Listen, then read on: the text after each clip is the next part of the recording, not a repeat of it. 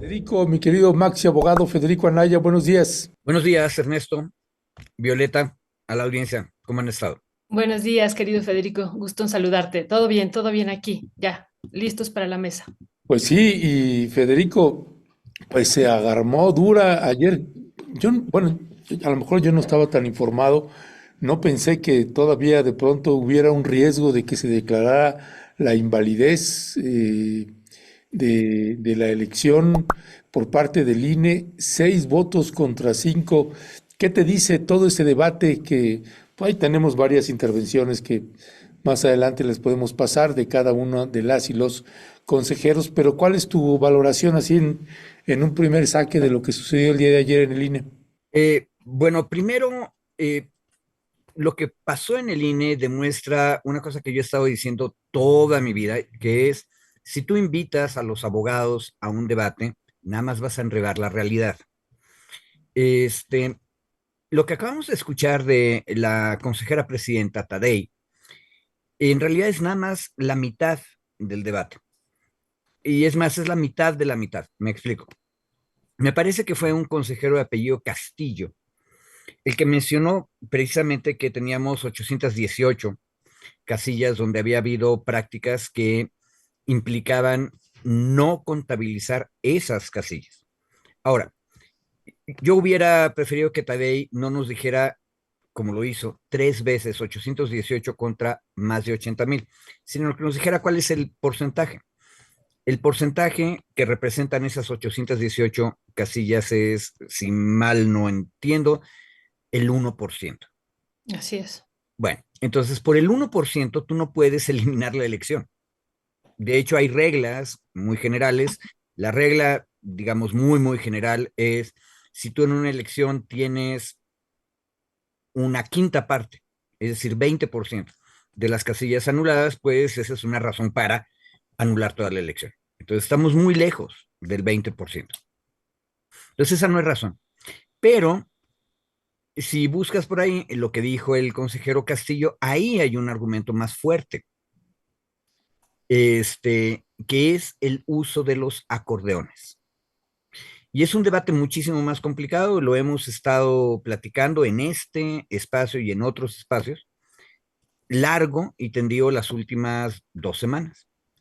Y el consejero que sugirió el asunto incluso dijo, hablemos del elefante que está en medio de la sala. El problema es los acordeones. Y el problema, según este consejero, es que lo que decían unos acordeones, y por cierto, ese consejero dice que hay por lo menos 37 acordeones. Es una cosa bien interesante de lo que él dijo. Influyó determinantemente en el resultado de la elección y por lo tanto es un indicio de que puede haber habido algo más sistémico y peligroso. ¿Sí? Ese era el argumento fuerte. Por eso es que Tadei, en lo que escuchamos ahorita, habla de que uno no puede, por simples indicios, eliminar la validez de la elección. Ahora, el consejero no estaba diciendo declaremos la inválida. Como buen abogado, que supongo que es abogado, lo que estaba diciendo es simplemente no la declaremos válida, Mm. que no es lo mismo, todavía explico. Bueno, por eso les digo, los abogados nada más enredamos. Entonces, el debate estaba por ese lado. Y es un debate que tenemos que dar. Yo ya di mi opinión desde este espacio y en otros. Yo creo que la elección fue auténtica y que todo mundo, arriba y abajo, utilizó acordeones. Prohibir, como proponen este, la compañía Pantan de las ONGs o el consejero Castillo, que todo uso de acordeones tiene que ser considerado ilegal, es en realidad una tontería, es suponer que los ciudadanos y las ciudadanas existen puros en el mundo y no tienen relaciones sociales, políticas y populares ningunas. Y que los días de las elecciones de repente aparecen y van como ciudadanos prístinos, sin ninguna liga social, a votar. Eso nunca ocurre. Y por eso el verdadero tema aquí es si la elección judicial debe coincidir o no con el resto de las elecciones, y dos, cuál es el papel que deben jugar o no los partidos políticos en las elecciones. Pero ese es el tema ya más de fondo. Ahora, yo hago esta aclaración porque si no, no se entiende muy bien de qué está hablando Tadei. No, nadie propuso que se invalidara la elección porque 1% de las casillas tenían problemas. Eso no se propuso. Lo que se dijo es, no la declaremos válida porque tenemos indicios en el tema de los acordeones de que puede haber habido algo grave que sí afectó el proceso en general, pero solo indicios. Y por eso el consejero, que creo se llama Castillo, no se atrevió a decir declaremos la inválida. No, no se podía atrever a eso solo con indicios. Simplemente decía no la declaremos válida, que él dice que es algo distinto. Muchísimas gracias, Federico. Y bueno, pues ya está también David aquí con nosotros. Muy buenos días, querido David.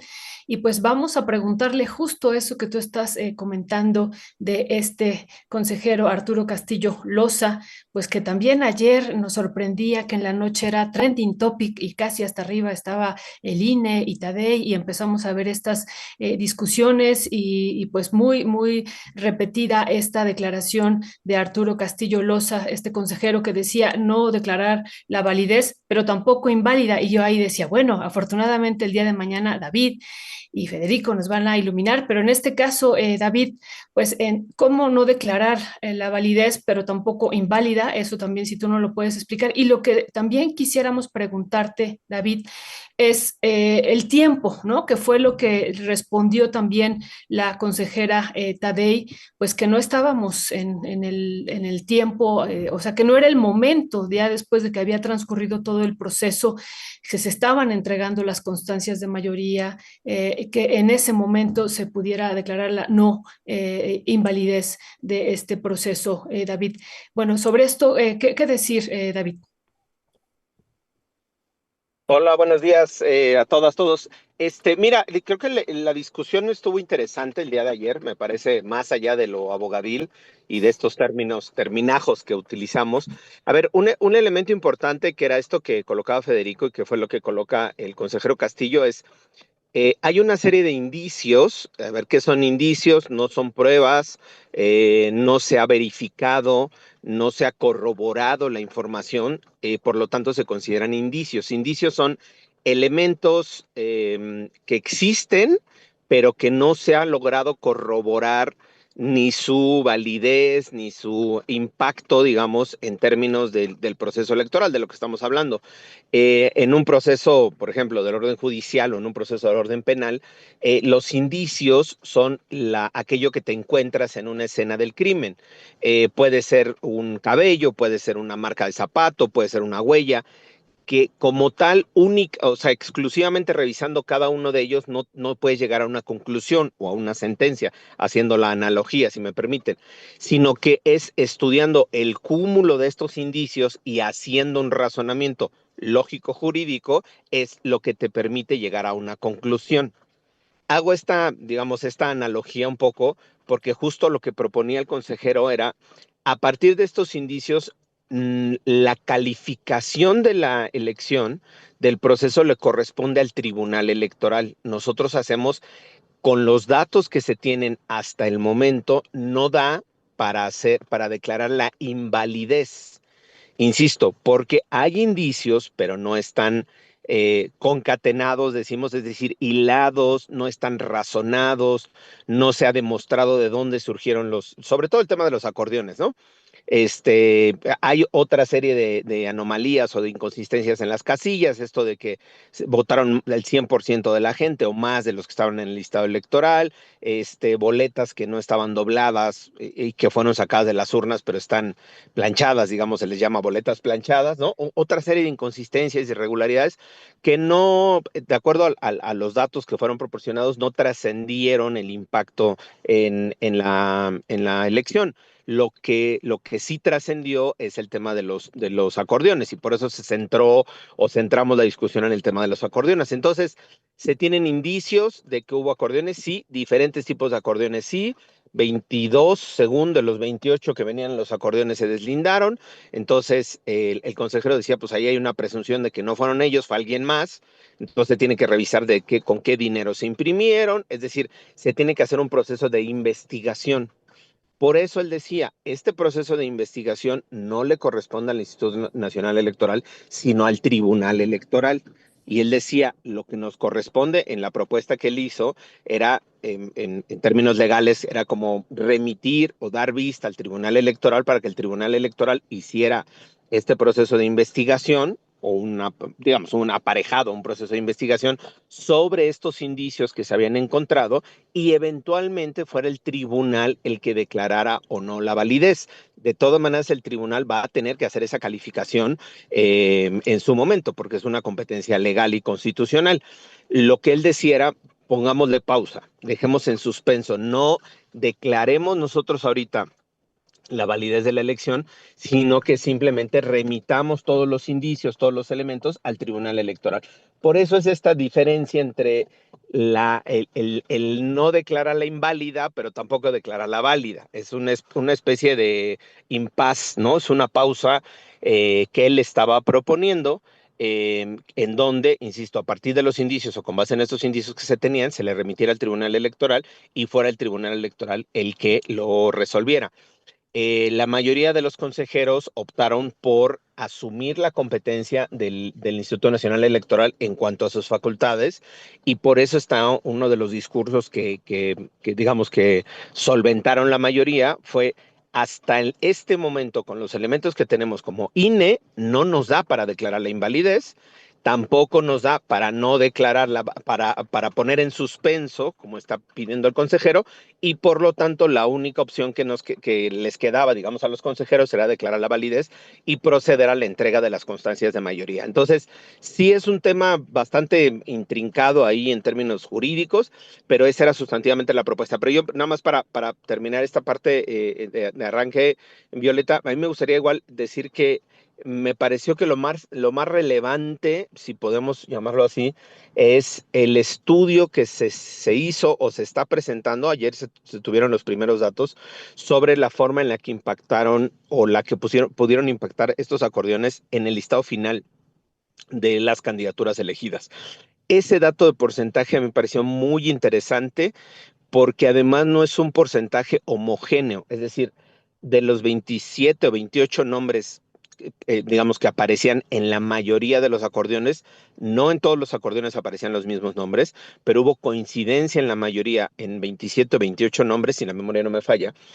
En la mayoría de estos 27 o 28 nombres hubo una alta preferencia en términos electorales sobre estos mismos nombres, pero no un mismo número en todos. No sé si me explico.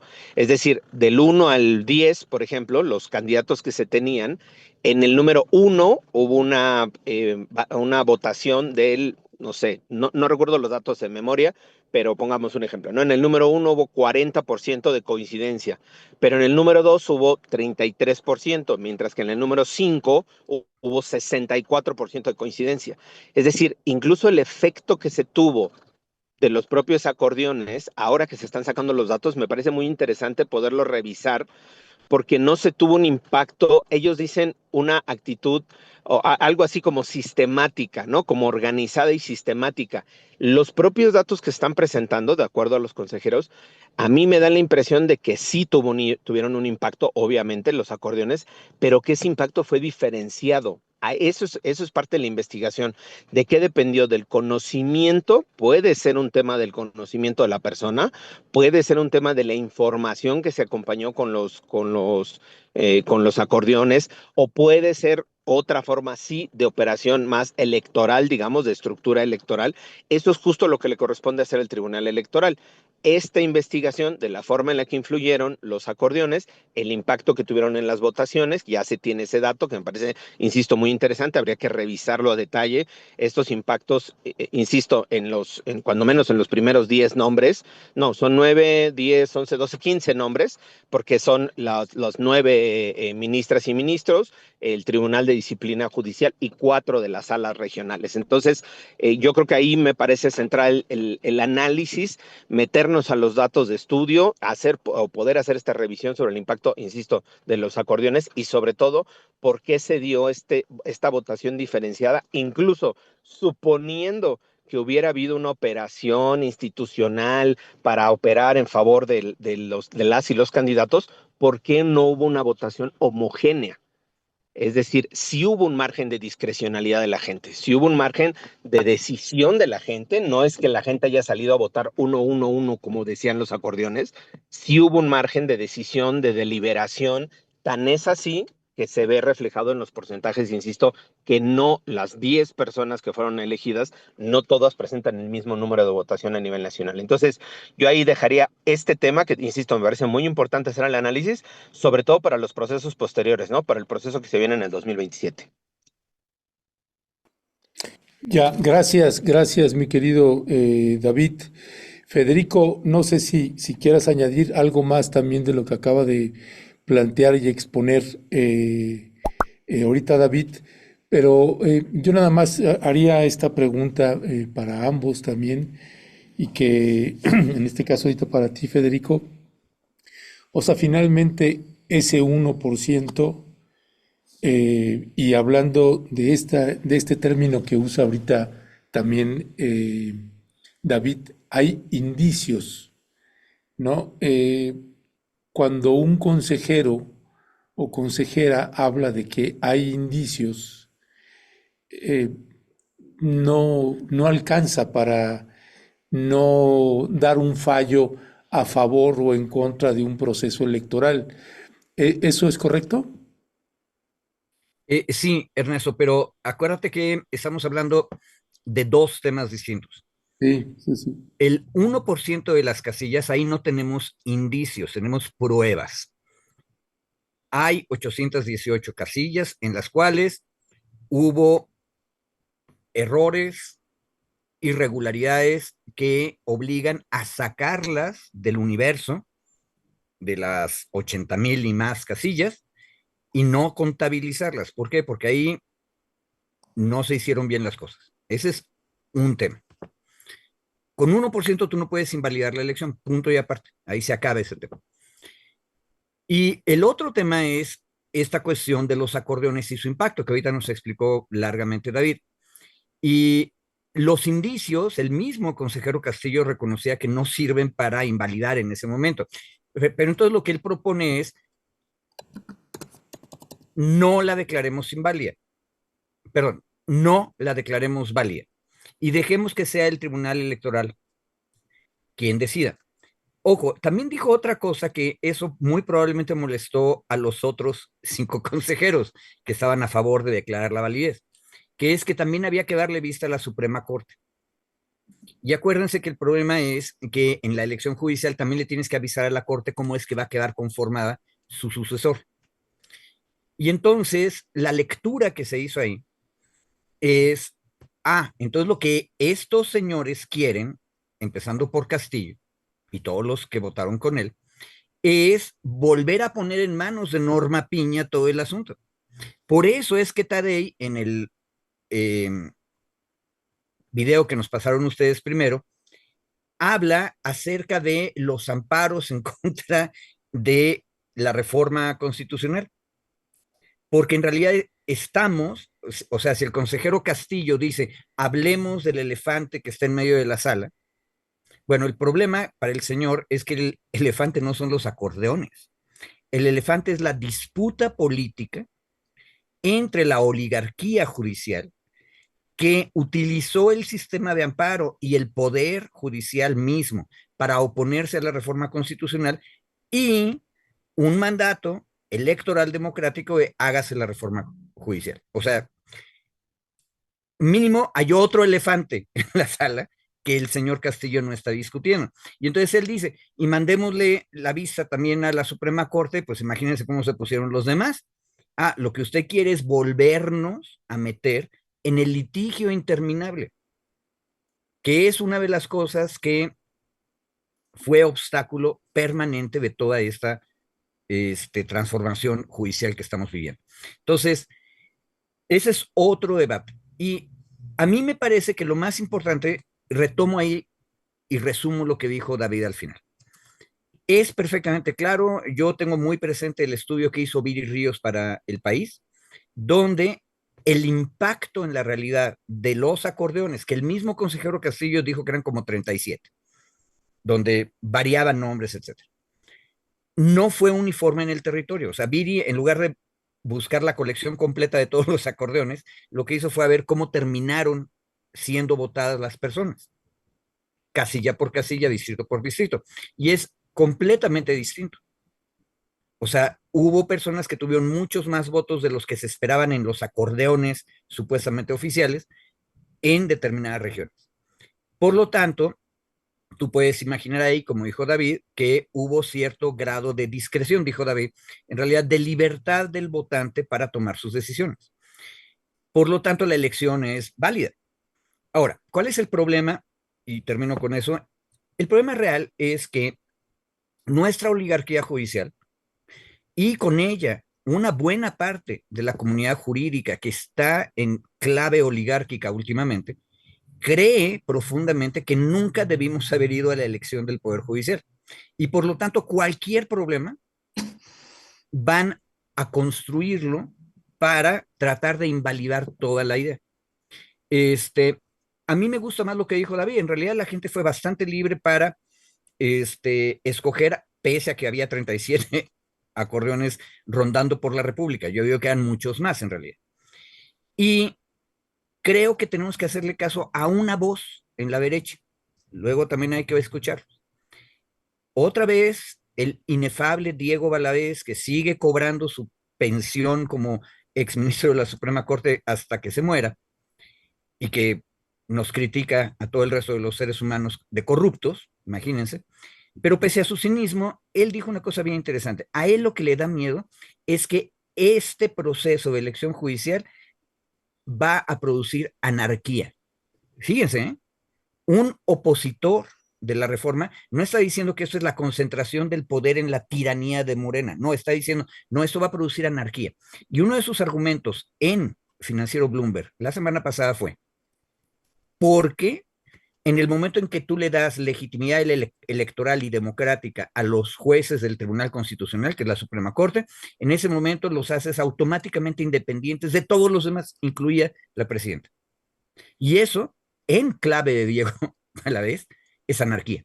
Porque él es un hombre del viejo régimen acostumbrado a que o los ministros y las ministras obedecen a la presidencia o la presidencia tiene derecho de picaporte para hablar con cada uno de ellos y convencerlos. Este asunto de que vengan de otro lado es lo que lo molesta a él. Y yo creo que en ese punto Valadez es representativo de la oligarquía judicial y también de la mayoría de la comunidad jurídica mexicana. Nos espanta como abogados que el pueblo nos ande eligiendo. Muchísimas gracias, Federico. Ya está David, porque creo que había salido, que bueno, creo que tuvo algunos problemas, o más bien se cambió, se mudó. David, muchas gracias también por esta reflexión que hacía también y que también Federico.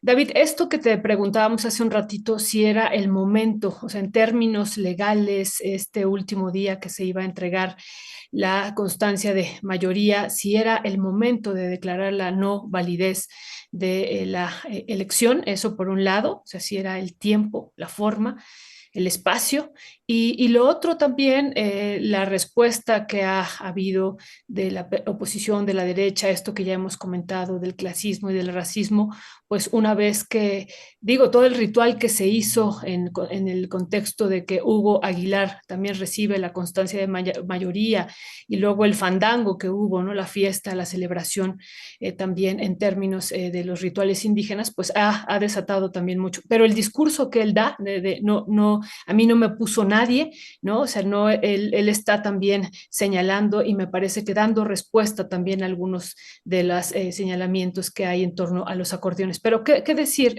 David, sobre estos puntos? No, yo ahí nomás diferenciaría, querida Violeta, porque, o sea, el tema de la discusión de ayer estaba centrada en esta parte, ya decíamos, ¿no? De legalidad, de revisión de los procesos. Perfectamente le hace la división, Federico, este 1% donde hay pruebas, suficiencia probatoria, y en la otra solo indicios. Por eso estaba esta diferenciación, ¿no? Entre los dos niveles, digamos, de las decisiones que iba a tomar el Instituto Nacional Electoral. Sobre la otra parte de la forma, digamos, pues es la primera vez que sucede, es la primera elección, es la primera vez que vemos a ministros de la Corte en el INE recibiendo una constancia de mayoría. Es decir, me parece que todo el proceso como tal fue innovador. Innovador no en términos o sea, nuevo, pues, novedoso más bien, ¿no? O sea, es como algo que nunca había pasado, es la primera vez que sucede, creo que lo tendríamos que asumir así. La otra parte en cuanto a ya el ritual y toda la parte, digamos, protocolaria y la forma en la que fue, pues ese ya es personalidades de cada quien, ¿no? Las y los ministros, pues en su forma de actuar y de conducirse. Sobre las críticas que se han vertido en términos de clasistas o racistas, yo ahí no me metería tampoco tanto porque me parece que al final es seguir abonando, digamos, en esta discusión de centrarnos o de colocar el foco de atención en características de una persona que no tiene nada que ver con la función de su cargo, ¿no? Yo más bien jalaría el tema de la discusión, es decir, tiene competencias o no, tiene capacidades o no para estar en ese cargo, tiene experiencia, trayectoria o no para estar en ese cargo, colocar ahí el foco de atención sin meternos incluso yo en lo personal a descalificar a quienes están descalificando, ¿no? Porque me parece que es darle vueltas como, ¿no? Girar en el mismo eje. Yo creo que lo que hemos sabido, quienes conocemos la trayectoria de Hugo, tiene capacidad, perdón, del ministro presidente de la Suprema Corte, de Hugo Aguilar, tiene capacidad, tiene experiencia, tiene trabajo con los pueblos, tiene trabajo jurídico, ha participado en N cantidad de elaboración de leyes. A mí apenas me invitaron para participar en una parte de la redacción, de la discusión de la Ley General en materia de derechos de pueblos indígenas y afromexicanos, sobre el capítulo específico de pueblos afromexicanos. Me invitaron para poder participar en las discusiones legislativas, digamos, de construcción de esta propuesta que ya se tiene en el Senado. Y Hugo Aguilar, como parte del jurídico, digamos, una de las áreas del jurídico del INPI, llevaba y conducía el proceso en apartados técnicos, legales, muy complejos, yo podría decirlo.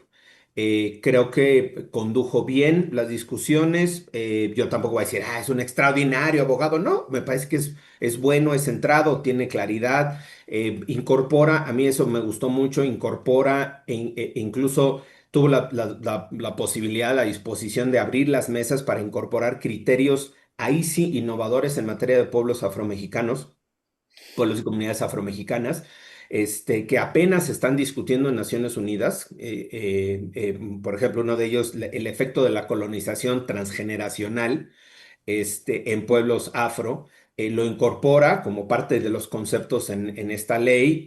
Insisto, creo que hay esta apertura y disposición para colocar temas en ese apartado en específico, que es su especialidad, su experticia en materia de derechos de pueblos y comunidades indígenas y afromexicanas. Yo insisto, creo que la discusión hay que colocarla ahí, el foco de atención. Obviamente va a tener una observancia, este, exacerbada en los próximos meses y años sobre su conducta, sobre su actuación.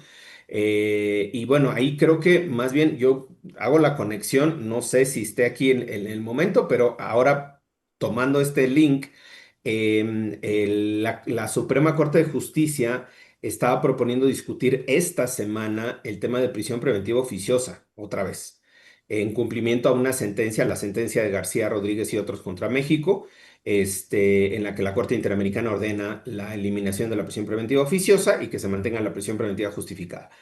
La Consejería Jurídica de Presidencia envió una nota a la presidencia de la Suprema Corte pidiendo que ese tema no se discuta con esta Corte, sino que se pase a la nueva Corte. Así lo pidió la Presidencia de la República. Creo que ese va a ser uno de los grandes temas en estos últimos días o semanas de la Corte. Y ahí es donde yo incluso centraría otra vez, de nueva cuenta, el foco de atención sobre las nuevas ministras y ministros en congruencia o en coincidencia con su trabajo en materia de derechos humanos. La experiencia que tienen en materia de derechos humanos Ahí se tendría que demostrar más allá de las posiciones políticas que pudiera tener incluso la propia presidencia de la República. Insisto, creo que hay que ir colocando ya el foco de atención en la forma en la que van a estar actuando esta nueva corte, cómo se está componiendo la nueva corte, estas formalidades de si la toga, no la toga, no sé cuál, igual me parece cosas que son irrelevantes en términos de la impartición de justicia, ¿no? Creo que ahí tendríamos que ir colocando ya estos nuevos focos de atención en espera de que el Tribunal Electoral de todas maneras resuelva la validez de la elección, pero si todo se mantiene así, pues no habrá ninguna sorpresa, se validará formalmente la elección y pues ya podrán empezar en el cargo a partir de octubre las y los ministros de esta nueva composición. Ya, gracias, gracias David.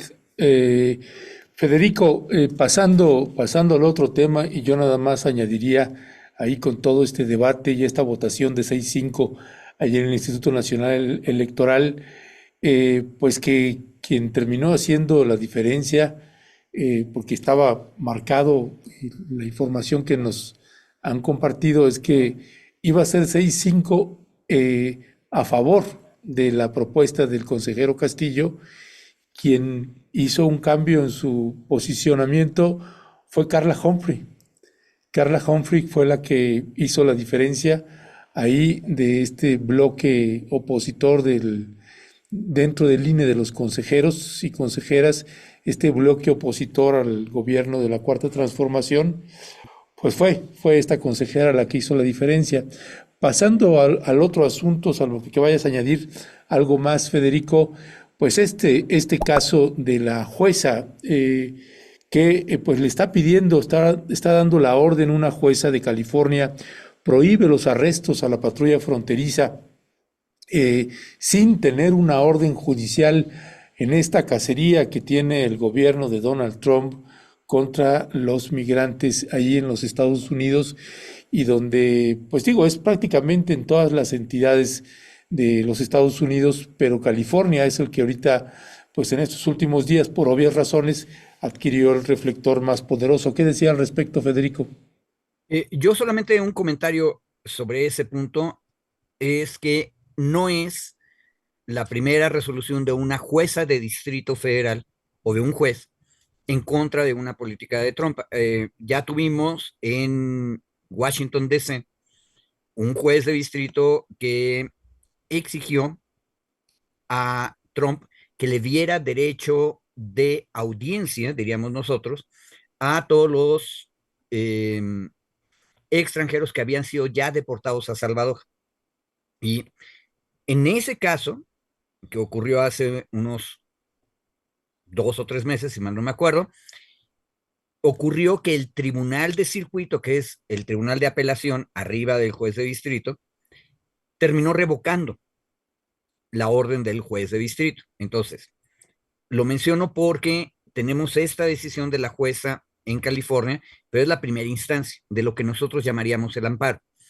Y entonces tenemos que esperar a ver qué dice el tribunal de circuito, en este caso. Y ahí el debate, me parece, va a ser respecto de las facultades administrativas que tiene o no tiene el ICE, que es nuestro Instituto Nacional de Migración, para verificar la situación migratoria de las personas. Pero yo esperaría, es bueno que la jueza haya dictado esa orden, estoy seguro que la administración Trump lo va a litigar y tiene en su récord a favor, tristemente, que logró detener esa otra orden. Y hay otros casos que ya están en la Suprema Corte. Ahora, yo sugeriría ahí que estemos atentos a otro tema que es mucho más importante. ¿Por qué la administración Trump arremete en contra de cualquier persona que parezca físicamente tener origen latinoamericano? Porque jurídicamente, en el discurso trumpista, uno de los elementos fuertes es que las personas que nacen en los Estados Unidos no son ciudadanos de Estados Unidos. Esa es la posición ideológica política de Trump. Eso es un debate que está abierto en Estados Unidos desde el final de la Guerra Civil.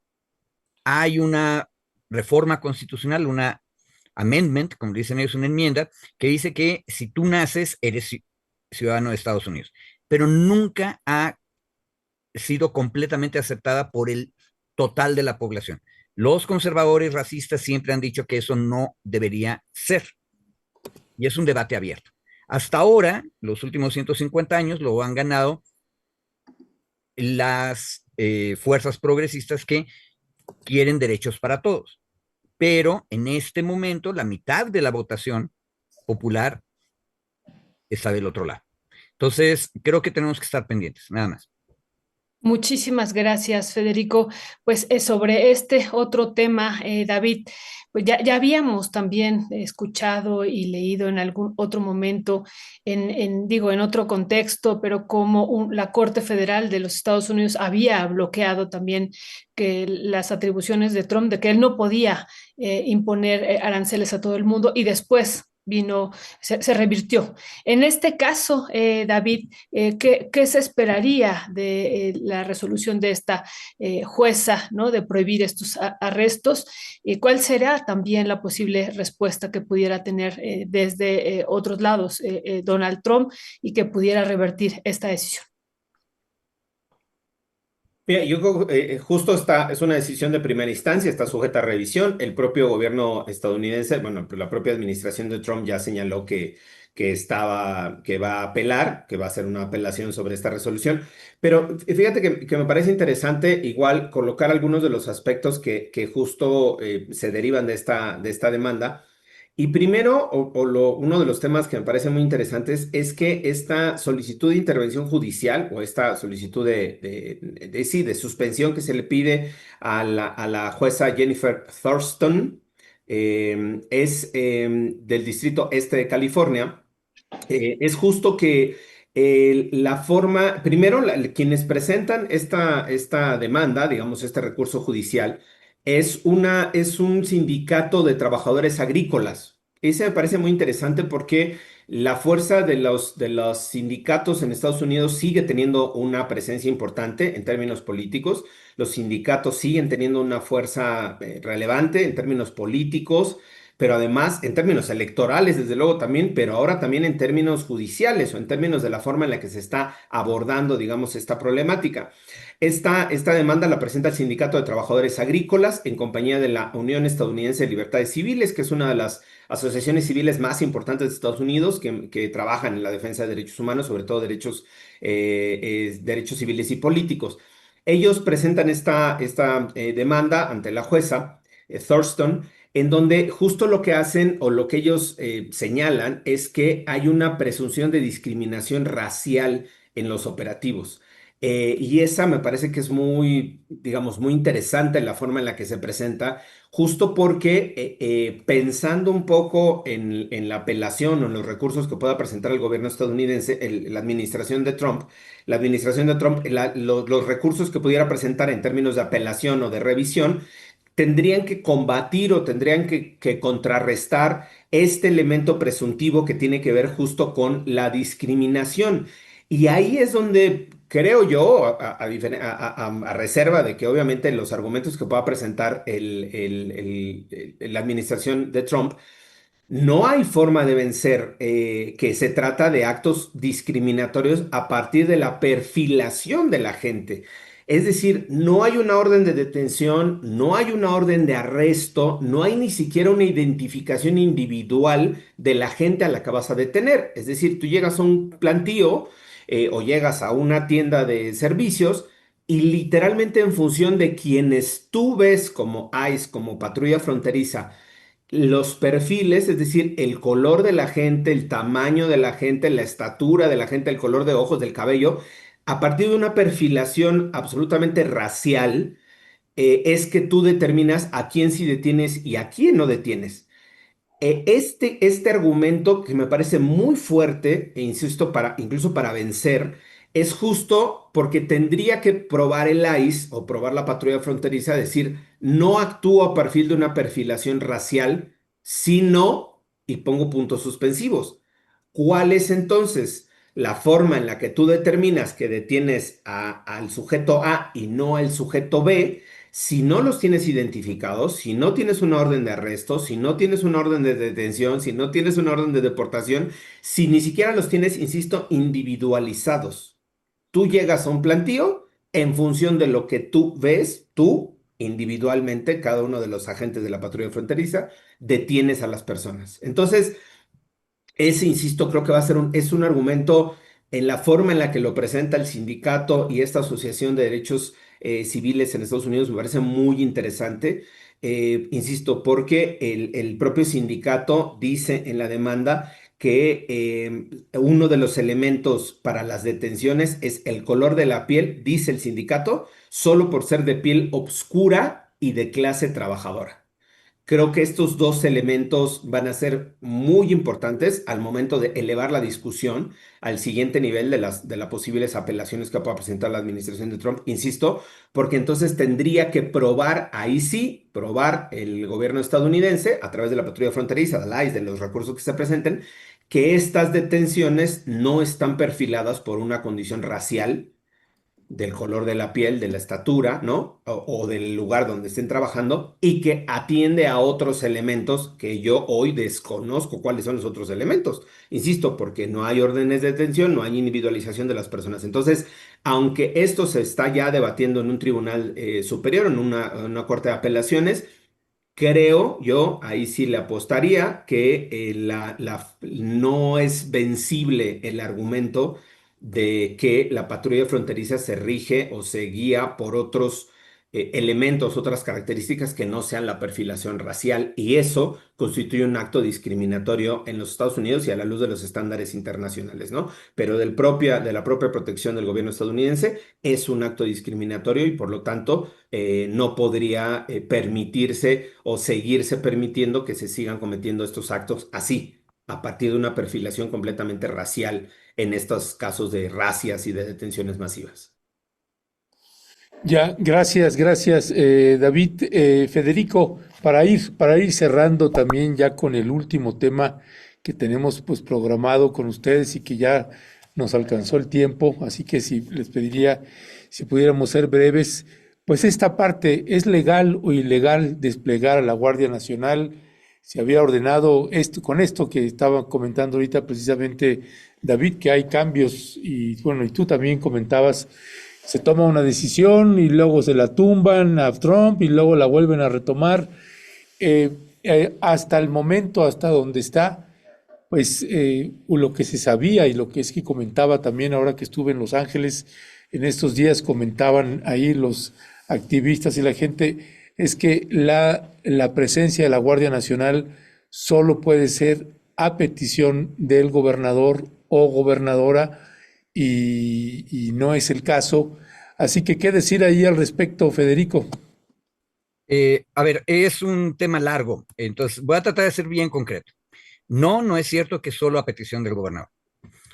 Desde la Guerra Civil, o sea, 1865, las guardias nacionales de los estados, que eran milicias creadas, organizadas y dirigidas por cada uno de los estados, dejaron de ser solo estatales. ¿Sabe? Uno de los resultados de la Guerra Civil fue que el gobierno federal empezó a tomar el control de las guardias nacionales de cada uno de los estados, a través de controlar el financiamiento, controlar el entrenamiento de los oficiales y también estas reglas de despliegue. Y de hecho, hoy en día, la ley federal en Estados Unidos dice que el presidente puede, y fíjate, la expresión es bien bonita, es call into federal service, llamar para trabajar en el servicio federal a miembros o unidades de la Guardia Nacional de cualquier estado o Commonwealth, porque acuérdate que no todos son estados. ¿Cuándo? Si los Estados Unidos o cualquiera de sus territorios o posesiones está invadido o en riesgo de ser invadido por una nación extranjera. Segundo, cuando hay una rebelión o el peligro de una rebelión en contra de la autoridad del gobierno de los Estados Unidos. Y tercera, que es mucho más amplia, cuando el presidente sea incapaz de ejecutar las leyes de los Estados Unidos con las fuerzas regulares a su disposición. Esa es la más amplia. En otras palabras, esto implica que la ley autoriza al gobierno federal, es decir, al presidente, a federalizar la Guardia Nacional. Y de hecho lo han hecho en varias ocasiones. En 1965, que fue la más cercana, el gobierno federal federalizó una Guardia Nacional de uno de los estados del sur, ahorita no me acuerdo bien cuál, después de los disturbios de Selma. Y lo hizo para defender el movimiento de los derechos civiles. Es una cosa loca. Entonces, lo puedes hacer para un lado y para el otro, ideológicamente hablando. Entonces, este es un debate complicado, pero el problema es que si somos congruentes, Ernesto, y somos federalistas, pero también libertarios, aquí la razón jurídica le asiste al gobierno federal, porque tener una república donde hay 50 ejércitos, o sea, 50 milicias, que los gobernadores pueden hacer lo que quieran con ella, es una mala receta.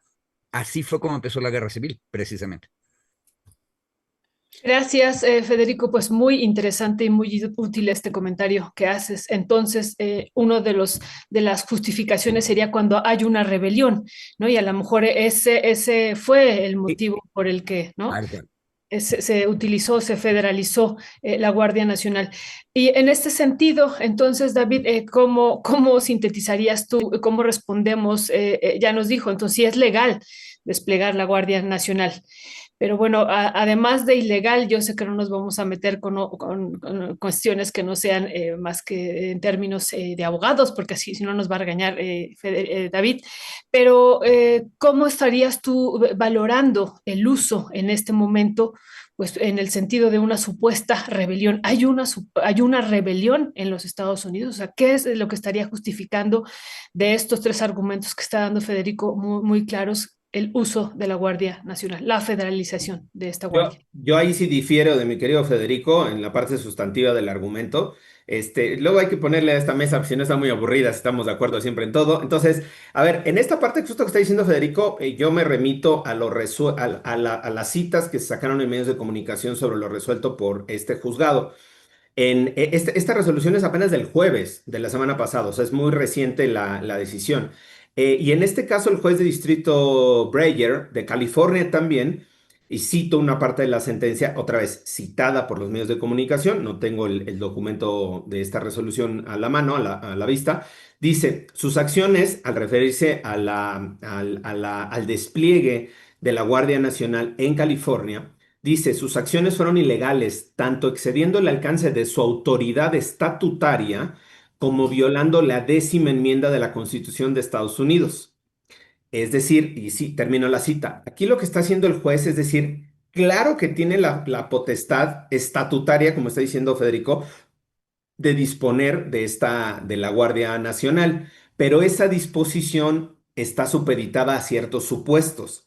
Y dice otra vez el juez, cito, en nuestro sistema constitucional no corresponde al gobierno federal asumir el poder de la policía de un estado cuando no está satisfecho con el vigor o la rapidez con que éste hace cumplir sus propias leyes, explicó el juez. Y sigue el juez, muy al contrario, los fundadores reservaron ese poder y otros a los estados de la federación.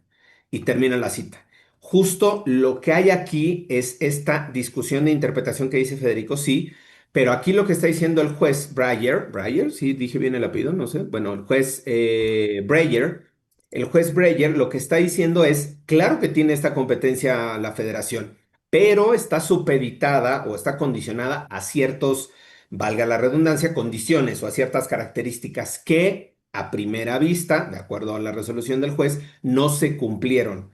Por lo tanto, hasta que no se cumplan alguno de esos supuestos, y aquí entra tu pregunta, Violeta, el supuesto del motín o de la estado social, ¿no? Del estallamiento social, hasta que no se actualice alguno de esos supuestos, se regresa la potestad que tuvo el presidente Trump para disponer de las fuerzas locales, se le regresa al gobernador. Y el viernes a mediodía, el gobernador reasume la competencia de la Guardia Nacional en su estado, en California, hasta en tanto o se apela esta decisión o se justifique, bajo alguno de estos supuestos que dijo Federico o algunos otros, que el presidente Trump puede hacer uso de la Guardia Nacional en ese sentido. Es decir, como no está satisfecho ninguna de estas condiciones y requisitos, lo que se tiene que prevalecer, por así decirlo en términos mexicanos, es regresar al estado de las cosas al momento anterior a lo que se está alegando, y en este caso es que la Guardia Nacional dependa bueno, no, dependa exclusivamente del propio gobernador. El gobernador Gavin Newsom salió el viernes a decir: estoy retomando el control del comando de la Guardia Nacional, que por mandato de Trump, en esta orden que se les dio, pasó, digamos, al control federal. Ahora, con esta decisión temporal judicial, regresa al control al gobernador de California, quien podrá disponer, o el fin de semana pudo disponer, el repliegue o el retiro de estas fuerzas en la lógica como lo estaba desplegando Trump, ¿no? Y que esté ordenando el repliegue, insisto, de las fuerzas de la Guardia Nacional, como se vieron en los días pasados, cuando menos en California. Entonces, es una decisión igual sujeta a un control judicial, va a estar sujeta a apelaciones, va a estar en este debate sobre el alcance de la competencia estatutaria del poder federal, digamos, en Estados Unidos, sobre las guardias nacionales locales. Pero de entrada, lo que dice en este juez Breyer es: no se actualiza ninguno de los supuestos para que se le dé competencia a la federación, y por lo tanto se regresa el control a la Guardia de los estados, del control de la Guardia al gobernador del estado de California. Creo que, insisto, otra discusión jurídica, va a ser una discusión muy interesante cómo se dé en los tribunales, cómo se va a ir avanzando, pero aquí sí es importante, cuando menos en estos dos puntos, y yo lo colocaba ayer en el chat. Hay gente que se está oponiendo a las resoluciones de Trump en vía judicial, y hay poder judicial, cuando menos en estos casos en específico, que sí están dando la cara, digamos, enfrentando las propias decisiones de Trump, pese a sus discursos agresivos, pendencieros, ¿no? Que incluso, y lo decíamos aquí la semana pasada, amenazó a la alcaldesa de Los Ángeles y al gobernador. No fue Trump, fue alguno de los del gabinete, ¿no? Que si seguían con estas políticas, ellos también serían cómplices, ¿no? Y podrían ser denunciados, o podrían ser de complicidad en los disturbios y en las manifestaciones, y en la protección que se les esté dando a las personas migrantes como una ciudad santuario. Entonces, insisto, creo que las discusiones aquí en lo legal también están interesantes, ver cómo se va a dar, pero de entrada, hoy cuando menos no tenemos una noticia en contrario, se regresa la Guardia Nacional al gobernador de California, y la condición política, cuando menos el despliegue en el territorio, cambia también. Muchísimas gracias. Creo que Ernesto, no sé si sí, tiene cerrado su micrófono. Ya, Ahora, gracias, el que gracias. anduvo por allá, mi querido Ernesto, no sé cómo viste tú el ambiente, además de todo lo que nos reportabas.